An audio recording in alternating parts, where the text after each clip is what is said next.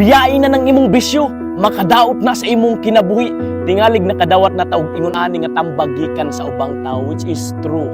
Kabaluta nga dapat lang. Pero hangtod karon always gapon nato ginabuhat bisag kabaluta nga toxic na sa atong kaugalingon. Sakit lang nga kanang sayon-sayonon rata pag ingon sa uban na gahi man nag-ulo. Pero kanang wala sila kabalo sa atong struggle. Majority man pud guro sa atoa nag-try or nag-attempt na nga magbag-o, pero the more ta magbag-o, the more ta birahon sa ato ang mga bisyo. Adunay usa ka importanteng butang nga angay natong buhaton.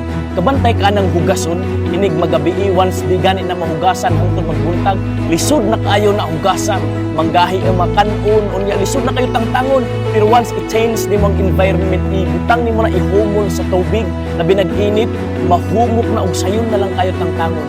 Ingon ana pod sa atong kinabuhi, naay mga butang sa atong kinabuhi nga diha di gud nato matangtang dayon o mabiyaan dayon. Kinahanglan nato i-change ang atong environment kung necessary palibutan nato og maayong mga tao. Hilabi na ang environment nga nag-alagad diha kang Kristo. Padayon lang pinaagi sa tabang sa Ginoo, ikaw ug ako makabaton og pagbag-o.